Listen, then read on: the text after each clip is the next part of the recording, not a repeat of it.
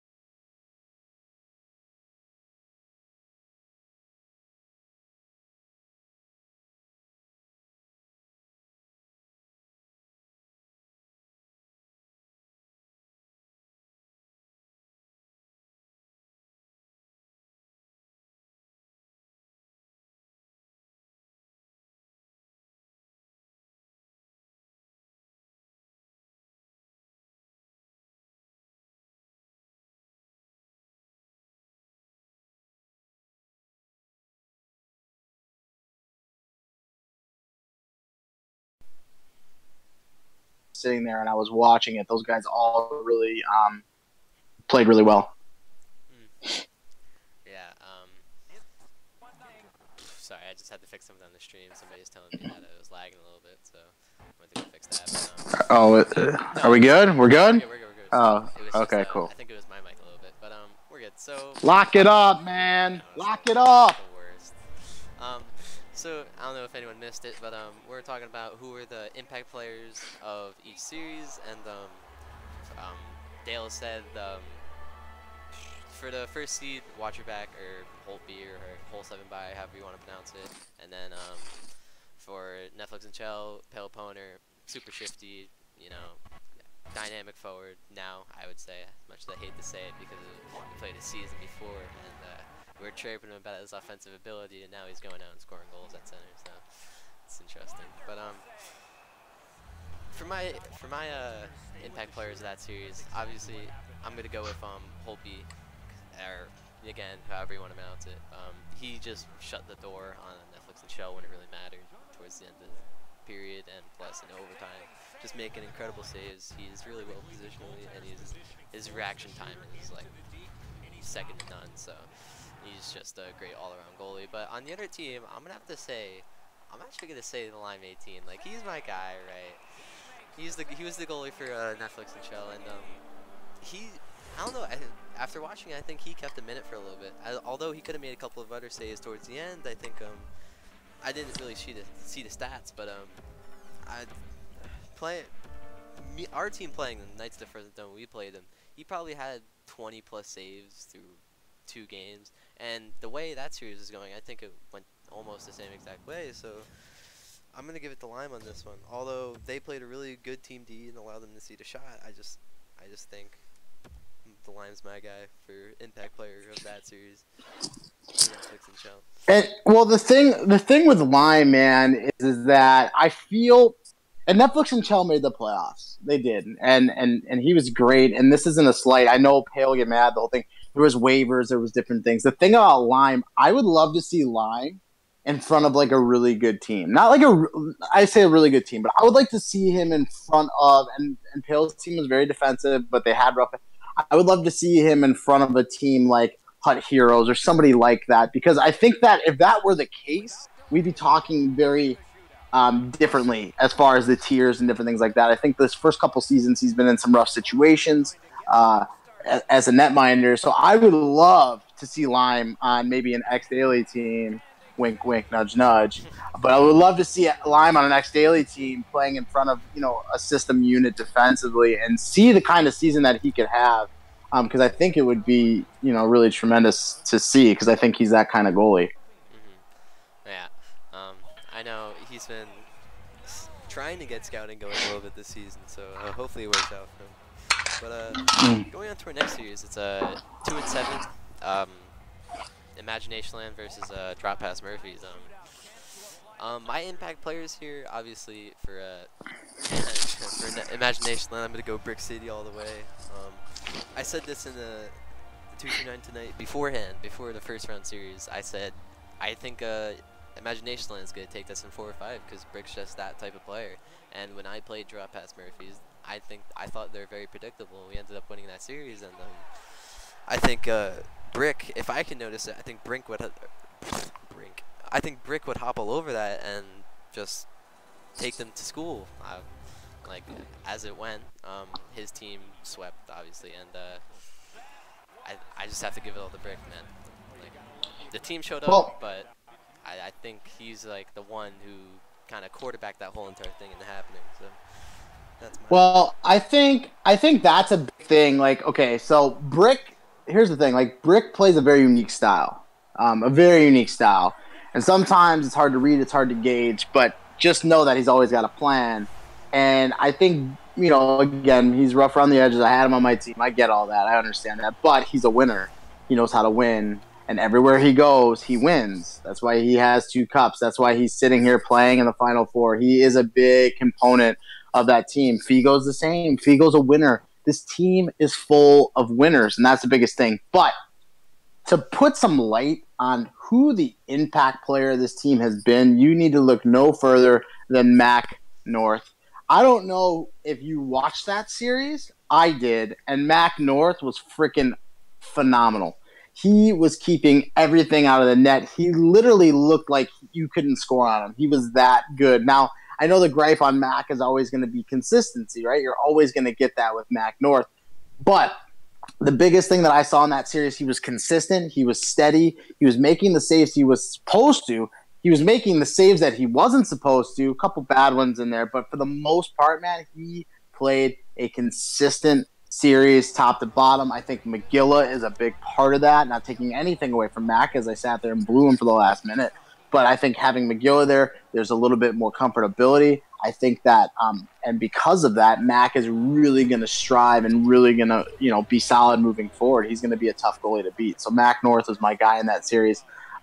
As far as the drop past Murphys, no BBX, the turmoil, Schwartz is always a guy that's really solid out there, but it wasn't meant to be this year.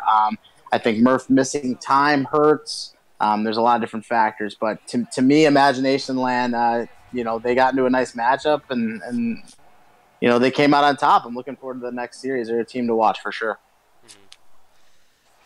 Okay, so who do we have next? It's my series. I don't know if you want to take this one. I mean, I don't really want to say anyone on my team. On their team, I'll do that. I'll start with their team. I'm gonna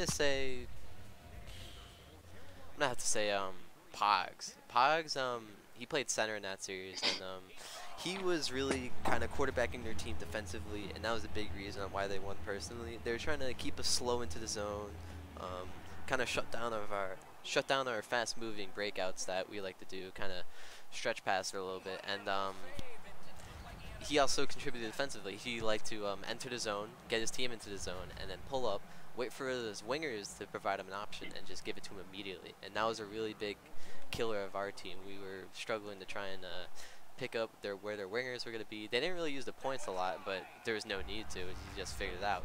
It was either you're just going to the left wing or right wing, and you couldn't predict which way. So he's my impact player of that series. What do you got for my team?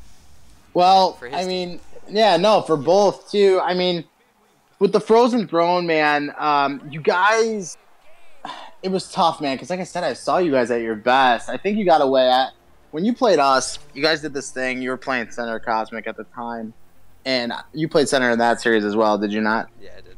You guys were doing this thing where literally Cosmic, you were backing yourself right down the center of the ice, and you were almost, I want to say it was like a wall at the blue line, and it was basically like a 3-man stand-up at the blue line. There was no gaps. There was no staggers.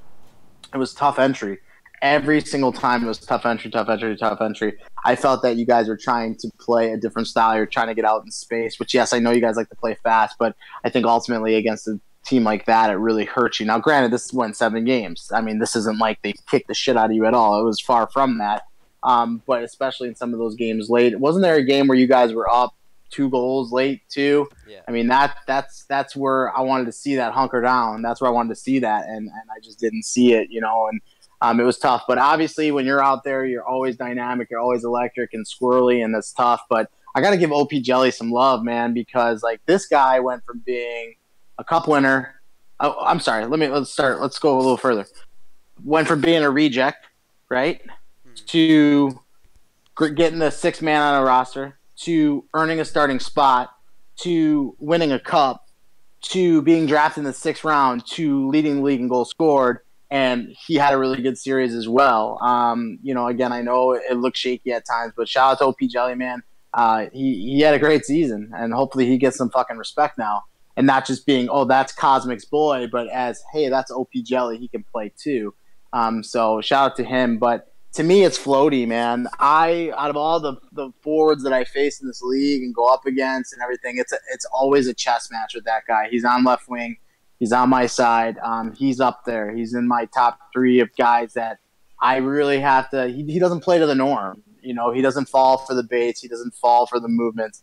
He's very shifty. He's quick. He's smart. There's so many different factors that play into it.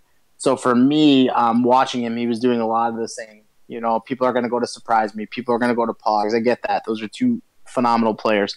But Floaty really, or Flota, I keep saying it wrong. Float. It's float. No, they chirped me when they beat me. It's Flota, Floto. It's Floto. That's what it is. Oh, Um, okay. I never got so that. yeah, it's Floto, but he just is really really smart, really IQ based, and obviously has the the skills to go with it. So he's a perfect balanced player. Like I'd love to have him on my team, and again, he was just somebody that I really noticed. I only watched a couple games of that series, but he was somebody that really stood out to me. So Okay, well, and last but not least, we move right along to the 4-5 series. This is what's it called? What's your team? I forgot your team name. I don't know why I'm drawing a blank. we Give have 60 60 versus non-Kane Centrals. I'm not gonna lie, I didn't really watch a lot of this series because we were playing at the same time, so I didn't really catch the first couple of games. But on their team, who are on non-Kane Centrals, who would you, as a player of the other team, who would you give your impact player of the series to? Oh man, well I'll do my team. Tom's, the thing about goalie, it's so tough to play goalie when your team's not scoring. It's tough. It really, really is. And he was a rock for us all year because we could not score. We just could not put the puck in the net. That was the MO the last 3 weeks, and we just couldn't do it heading into playoffs. It was rough. Thompson, then amazing Viper as well, man. It wasn't working up front, and being a captain, sometimes you got to make tough decisions. And I ended up moving Viper back to D and Odd up to forward to try and spark some stuff. And he did it, and he didn't complain. He didn't bitch. He's a tremendous forward. It doesn't get enough credit. Guy had 35 goals this year. Guy that was drafted in round 5. 35 goals. That's the kind of production you want. That's insane. He won't be a 5th rounder anymore. I can tell you that. But those guys really stood out. Hockey Town, Russ. If you guys don't know who Hockey Town is, just watch any We Give 60 game. He is literally a game-changing forward. He's that good.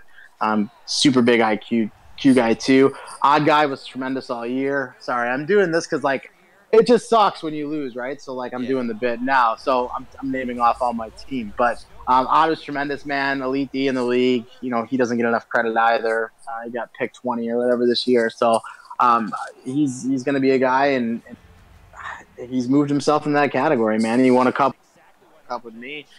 He's elite. And Hugh Laurie, man, he's just that 200-foot player that you want. He doesn't care about points. He doesn't care about anything, and he wants to get better. That's the biggest thing about Hugh Laurie. He's great in the dot.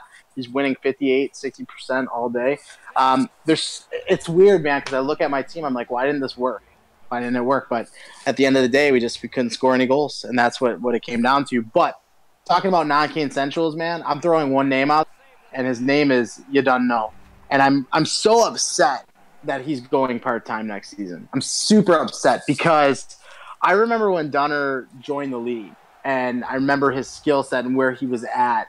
And I see him now and how he was so noticeable in that series, just defensively, making plays, making reads, smart plays, smart reads.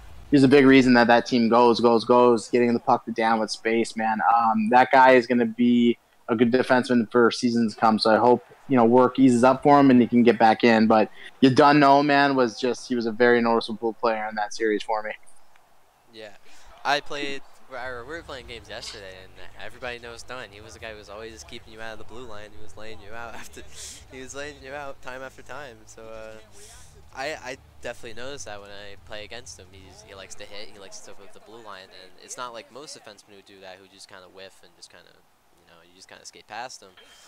He's very smart about it. He's gonna see when you are at your worst point getting the puck, kind of like a suicide pass, but it doesn't necessarily have to be like a pass coming straight to you just so he can lay you out. If you're coming into the zone and there's a center coming back, he's going to be that guy who he's going to step up on you, hoping that a center comes back, which 9 times out of 10 he's going to do. And when he lays that hit, even if he misses, there's always the backup option. So he's very smart when he plays, and Dunner is just a really good defenseman. And like you said, it's not good that he's signing up part-time next season. So yeah, the IQ thing too, honestly, and I was actually talking to Dunn earlier today. is that like people who want to listen and want to get better, like we all can get better. We can all grow, you know. And he made a great point. He's like, dude, he's like, I've gotten to play with Luca. I've gotten to play with Dmart. I've gotten to play with all these people, and he's sponging all of this information, and you're seeing things. It's all repetition, and he's seeing Dmart do this.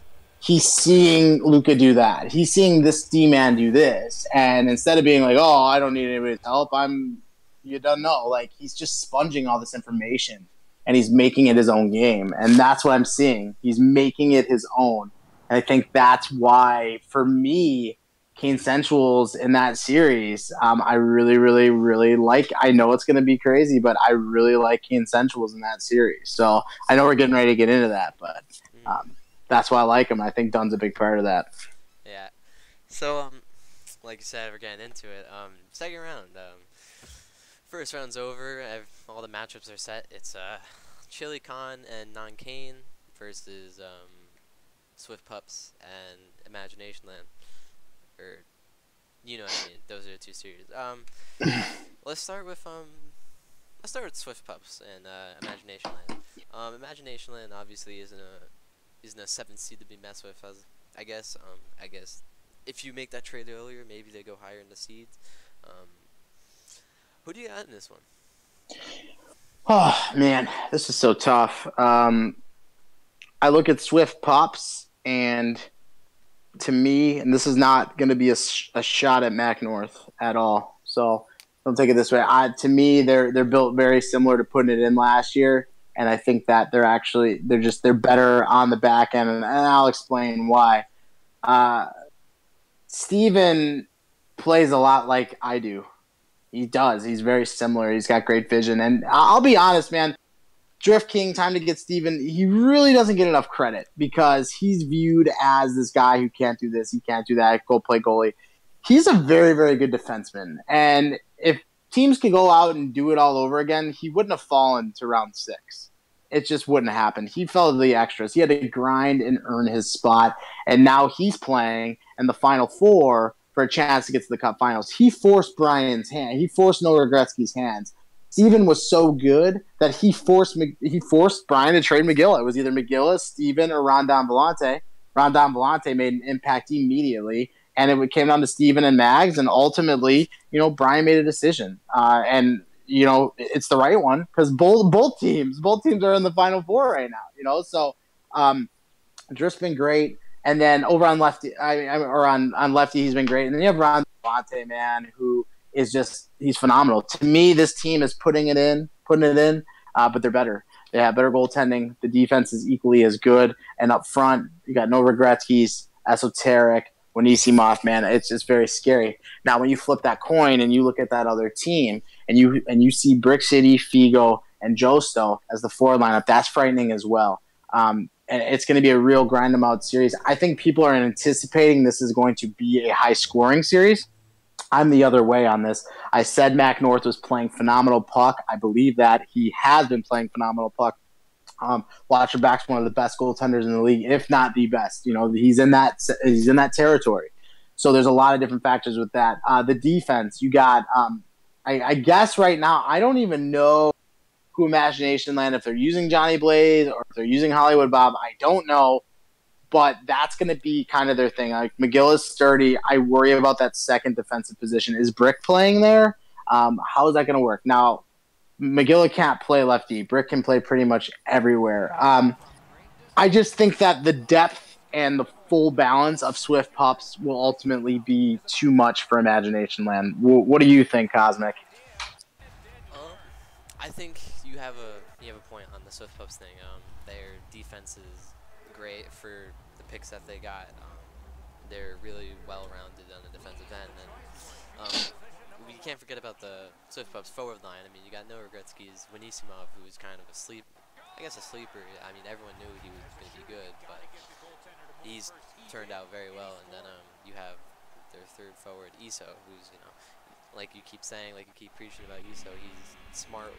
He's smart without the puck. He is always in the right spot, and just kind of there to push up. So he's worked in some dangles too. I don't know if you, like I said, but he's gotten shiftier. He's figured something out. Maybe working with Brian, but he's looked shiftier. So that's good on him for evolving and trying to get better. So yeah, we can't really sleep on their forward line, but the imagination line. I mean, you got. I keep preaching about Brick, but I mean, like honestly, he's probably the sole reason why my team won in season 5. So I mean, I can't really doubt the guy.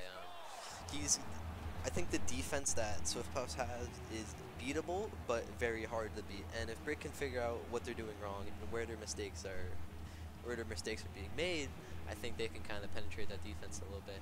And if things don't work out, obviously, you said Brick can almost play anywhere. And I know they've been talking about, or what they have done is, Stowe has played defense in, like, I guess other leagues, and he was very good at it. So I think for one series they moved Stowe back to defense, and they played McGilla Stowe on defense with Brick, Feig, and whoever else on forward. That's what I'm saying. Like, I don't know who their other forward. Hollywood Bob, is that who they're using up front then? I think on forward they'd be using Hollywood Bob, but on defense they'd be using Johnny Blaze, but I can't confirm anything. But I think that's how it would go if however they want to shape their lineup. But I think this team's kind of like a what am I looking for? Kind of like a non-Kane. Like they're good all around, but they don't really have a best lineup. It's always situational. So like they were talking about when they were playing you, maybe they don't really have to worry about your offense a little bit because everyone's been kind of speaking about how your team struggled to score goals. So they want to get their offense stacked, so maybe they can just beat you in the on the scoreboard in the scoring game. So yeah, that's what they did. I think they moved. Like I said, I didn't watch the series. I think they moved Cortez to center. They had Dub on D, maybe. I'm not sure, but they were talking about that. They're very situational. They don't really preach on one lineup just to bring them all the way. They have bench players and they have different positional players that can play anywhere. So I think I'm going to take Imagination Land in this one, to be honest. Like I said before, Brick's just it's not going to be as easy as the Drop Pass Murphys, though. Swift Pups isn't very predictable. They can do many different things. Like you said, Iso's starting to become more of a shifty person. They have multiple options to get into the zone. But like I said, Brick and their team, Stopa's team, but you know everyone thinks it's Brick's team because he just kind of leads the whole entire thing by himself, and that's what you're going to get with Brick. But Stowe's team, I think they have very different lineups, and they're just going to throw out. They're going to take the first game to realize what they're doing wrong, and they're just going to change their lineup or get the right lineup the first time and just keep rolling it until it doesn't work. And then I think Imagination Land takes this one in 6 or 7. Well, you brought up a really interesting point. So you said that Imagination Land lacks like that guy, right? Like that guy. So listen to this. So out of the 4 teams left, and this is going just to confirm your point, 3 of those 4 teams have a guy in the top 5 in scoring. You have Surprise Me, who led the league with 106, and he's on Chile. You have Nova Gretzky's, who had 102. He's on the Swift Pups. And you have D-Mart, who had 93, and he's on Non-Kane Sensuals. So each one of those guys, and I'll give you a shout-out. Cosmic Fade was 3rd with 102, or tied for 2nd with 102. So you had 3 out of the 4 teams have a score that was in the top 5 this season. So I think that kind of says something about what Imagination Land has done, is that they haven't really relied on one guy to score. Sure, you can put Brick at forward, blah, blah, blah, whatever. But they've been using their best player, Brick City, in all situations. I know he's played some deep. I know he's played some forward. You know, depending on who the opponent is, that's where they're deciding to utilize Brick. Now, Brick's not the only guy. Like, Joso has flexibility. You know, which is big. Hollywood Bob has flexibility. Mac North has been solid. McGill has been solid.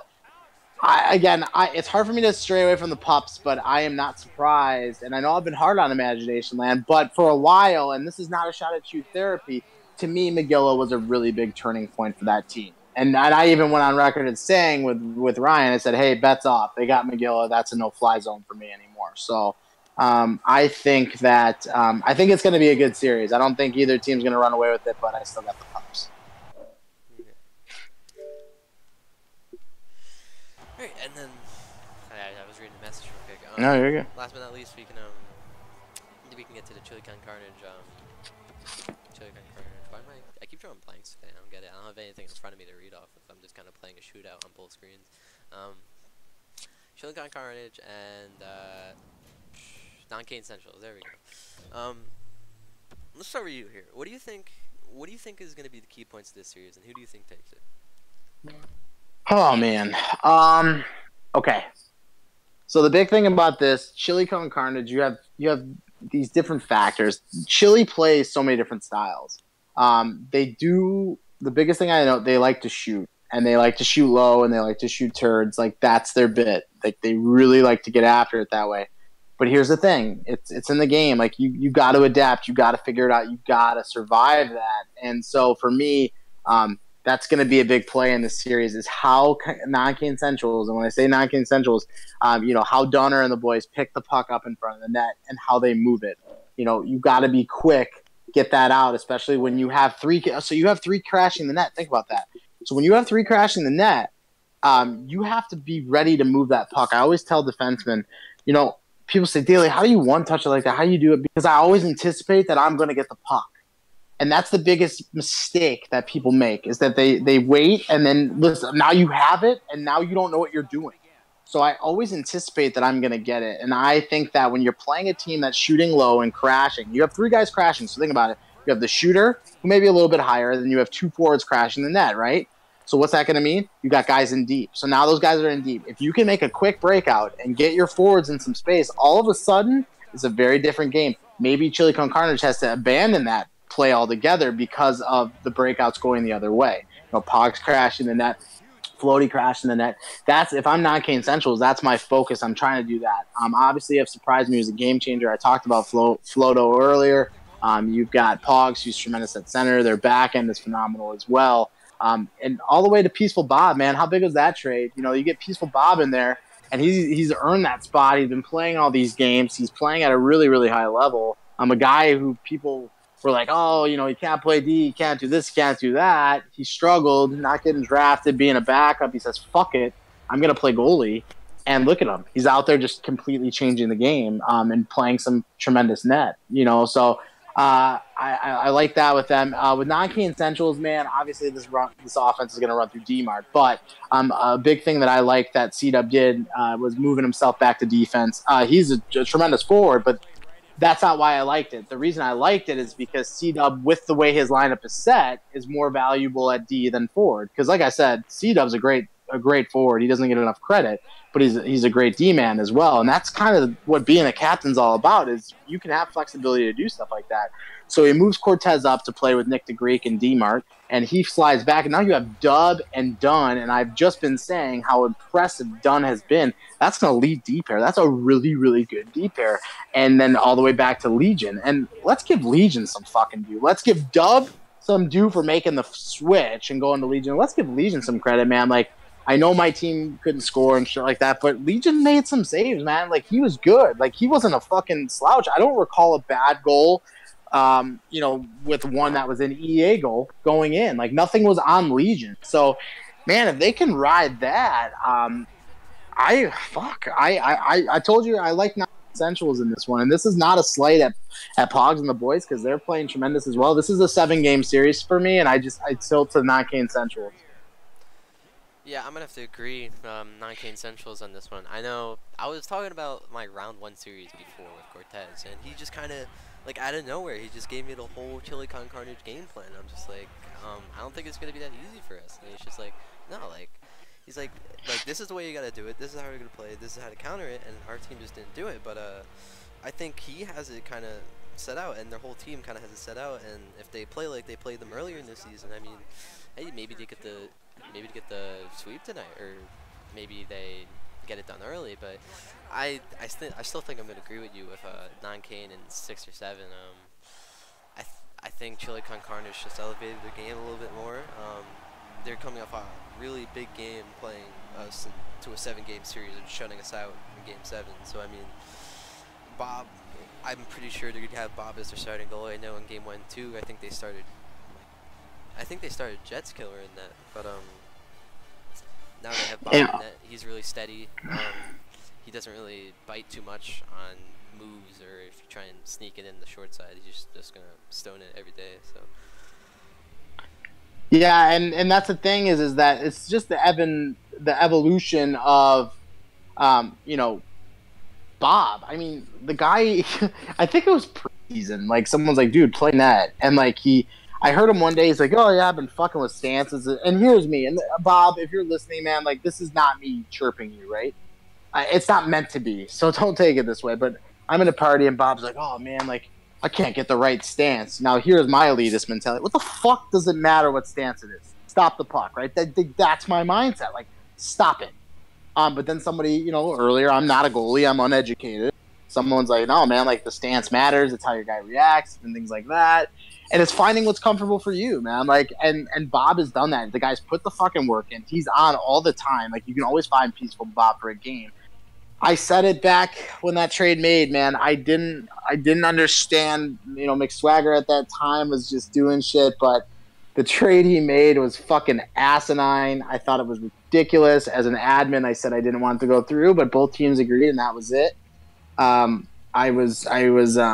Yeah. But that team got a lot better, man, and Bob is a big reason for that. God, I'm almost like talking myself into taking ChiliCon now, but no, I'm gonna stay with non-King Central though. Yeah.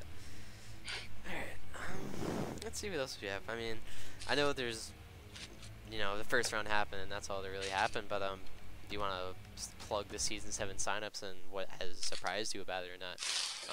By the way, you guys, if you don't know, Season 7 signups are closing. I think the post said this Wednesday, right? You're an admin, so maybe you should be taking this one. Yeah. So here's the thing: like, if you want to sign up, man, do it now.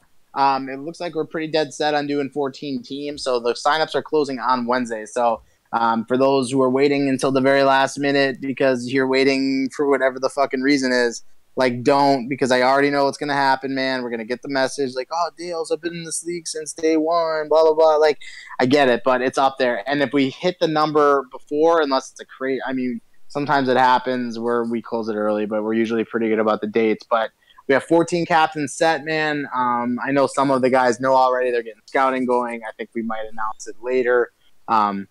And then you guys know the drill. We'll start putting out dates and different things like that. But it's something that we're talking about now. We're getting all that hashed out. Your admin team, the guys work really, really hard behind the scenes to make sure that we have these short off seasons and everybody's on the same page so that we don't have a lot of downtime. Remember, this off season here was like 5 days, but that won't be happening this time around. That was just holiday stuff and the whole bit. But please, please, please, please, please, if you have not signed up, sign up. Get in, get quick, get done. But yeah, Wednesday's the close for that. So. Okay, and last thing, I can't pull up the sign-up sheet in front of me. Like, that's just not gonna be a thing. But I don't know if the 11 captains. We've talked about them on the last show. There's 3 captains left though, right? There's 11 on the site now that you can go and see, and there's 3 undecided. Like, that's a thing, right? Yes, we actually picked those 3. I'm not going to announce them now because I just want to make sure everything's finalized, and I don't want emo admins at XDALY. But yes, we have picked the final 3 captains, and we will be announcing them sometime soon. So that'll go out. We'll probably make a big post like we always do. Some of the stuff had leaked out, but we'll make a post here soon. Some new faces, some familiar faces. I think you guys talked about them last week, but yeah, there's three guys coming up on it. A couple first timers, a couple first timers, and a guy who hasn't captained yet. So I'm excited for it, man. I'm excited. I'm always excited to have somebody get a shot. So we're gonna see what happens. Okay, and just to drag this on a little bit more, Yeah. I don't know if you have the sign-up sheet on in front of you or not. I don't in front of me, but what's your question? The question I'd say is there any not new faces, but returning faces or new people who are playing different positions that you are surprising you? Yeah, well, yeah. I'm not playing defense this year, and I'm not captaining. That is a thing. You're not captaining, or I'm not playing defense. So. Man, five seasons. So here's the thing I'll say. Kind of specific player, but I'll give advice to guys who are signing up in captains. First and foremost, like, understand part-time, full-time. Like, you guys get what that is. If you sign up part-time, even if you're available for both series, you sign up part-time, so you can only play in one. But the biggest thing, man, is doing your homework. You know, captain's tough, man. Cosmic, you've done it before too. You know, it's tough. So making sure that you are doing your research, seeing and understanding, and saying, hey, oh, I have the 10th pick. I'm taking X Daily as my right D. And then you realize, like, X Daily doesn't have right D down. So now you're stuck with him at somewhere else, you know. So captain's just doing your research and different things like that. But it looks like a couple guys have gone back. I think Luca's got center again. Looks like Dolly's staying on D. There wasn't anything really crazy that stood out to me this year. Watch Your Back had refused goalie and then like willing goalie, and then I think he's willing now. So that would have been kind of a weird one. I think B Crips is refusing goalie. I think I saw that one. Too. He was going part-time, and now I think he's full-time, but I think he's still refusing goalie. So yeah, captains, just make sure you guys are doing your research. Obviously, I'm always here. You guys have my G chat. I'm pretty available. I answer everybody for the most part, as long as I'm not busy. So feel free to reach out and help out, and I can help out any way I can. But yeah, a couple weird names out there, but nothing really crazy that like super stood out to me. But yeah, there's some definite names out there that were a little different. Okay. I can't drag this on any longer. No, yeah, you're good, man. Usually Cortez is pretty good at this stuff where he can just find something like out of nowhere and just plug it, and then we talk about it for like 20 minutes. I'm not good at this. Like, I'm not good at leading a show, but it's all cool though. That's gonna be the show, guys. I'm sorry for the beginning of the show if there's any technical problems. I know my mic was kind of quiet, and then some people couldn't hear everything else. So, but we're good. I think I sorted it out kind of early, but if not, my bad. But hopefully you still enjoyed. We should be back next Monday or Tuesday. Other than that, I think that's it. Do you have anything else to say? Or? No, my kid was about to take a header down the stairs, so had to go that way, please. Yeah, no, I'm again. Good luck to the 4 teams left, and yeah, get your signups in, guys, because Wednesday at close. Please don't listen. If you miss signups and you call me or not call me. Come on, Daly, come on. Like, the answer's no. Whether you've been here since day one or not, you waited too long. It's been up for how long? 2.5 weeks? Yeah. Something about that. Yeah, no excuses no excuses at this point, so. Okay. That's going to do it. And, yeah, I'll see you guys later, and good luck to all the teams who are still in the playoffs, and I hope the new captains in Season 7 and all the new players enjoy their season, and best of luck. Peace out, guys. Peace.